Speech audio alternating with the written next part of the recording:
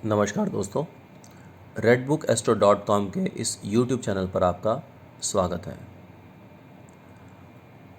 आज मैं आपके सामने लाल किताब का एक और विषय लेकर आया हूँ और इस विषय के बारे में मैं आपको बता दूँ, जन्मदिन और जन्म वक्त के ग्रहों का आपसी ताल्लुक। विषय को शुरू करने से पहले एक बार मैं आप सबसे निवेदन करना चाहूँगा, रिक्वेस्ट करना चाहूँगा कि अगर आपको मेरा ये कंटेंट अच्छा लगता है तो आप मेरे इस वीडियो को लाइक कीजिए, ज़्यादा से ज़्यादा शेयर कीजिए और सब्सक्राइब ज़रूर कीजिए। और वैसे तो इस विषय की बात करें अगर हम, तो मैं अपनी वेबसाइट पर ऑलरेडी इस विषय को किसी और एक विषय के साथ जोड़कर पहले ही समझा चुका हूँ। तो अब मैं जन्मदिन और जन्म वक्त कैसे देखते हैं उसके बारे में बात तो नहीं करूँगा। उसके लिए आप मेरे वेबसाइट पर जा सकते हैं, देख सकते हैं, रेफ़र कर सकते हैं। तो आज मैं सिर्फ ये बताना चाहूँगा कि जन्म वक्त और जन्मदिन का आपस में क्या ताल्लुक़ है। ठीक है जी। तो साथ में मैंने आपको एक चार्ट दिया है, उसमें मैंने आपको बता दिया है कि सामने आप देख सकते हैं, स्क्रीन पर आ जाएगा कि जो भी ग्रह प्लैनेट, आपको ये पता होना चाहिए कि हम सामुद्रिक यानी कि जो हमारा हाथ वाला ज्ञान है, इल्म है, उसके अंदर हम सूर्य निकलने के बाद ही, सूर्य उदय होने के बाद ही नया दिन अगला दिन मानते हैं। तो उसी प्रकार पैदाइश यानी कि बर्थ जिस दिन के जिस वक्त में होती है, उस समय को मैंने इस चार्ट में दिखलाया है आपको सबको।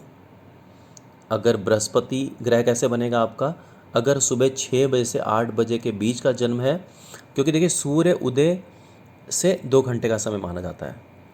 तो सूर्य जब भी उदय हुआ उससे 2 घंटे का जो समय है वो बृहस्पति का हकूक होगा। इसी प्रकार 8 बजे से लेकर 10 बजे तक 2 घंटे और जो है वो सूर्य का होगा। इस तरह से सोहन आप चार्ट रेफर कर सकते हैं। तो अब जो हमने समझना और समझाना है वो ये समझना है कि जन्म वक्त, जन्म समय का जो ग्रह जो भी आएगा वह उस जातक के लिए ग्रह फल का बन जाएगा, यानी उससे आप कोई भी उपाय उसका नहीं करवा सकते हैं। ठीक है जी।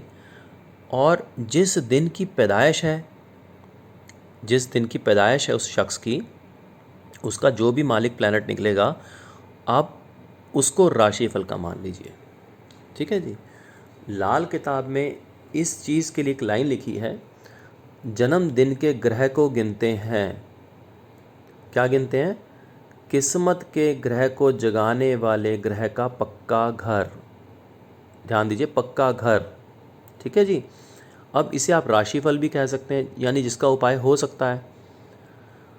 अब आप यहाँ पर ये मान लीजिए, लाल किताब में इसका एग्जाम्पल भी दिया हुआ है वैसे तो, कि अगर किसी शख्स की पैदाइश जो है सोमवार के दिन शाम को, यानी पक्की शाम जो कि राहु का समय है, उस समय उसकी पैदाइश हो जाए।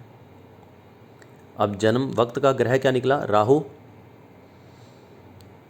और जन्मदिन सोमवार का, सोमवार यानी चंद्र, चंद्र का पक्का घर आप देखेंगे तो आपको चौथा घर नज़र आ जाएगा। अब हम ये मान के चलेंगे कि राहु ने जब भी उस शख्स पर कुछ बुरे असर दिए तो उस समय वह चौथे घर का ही माना जाएगा, चंद्र के घर का।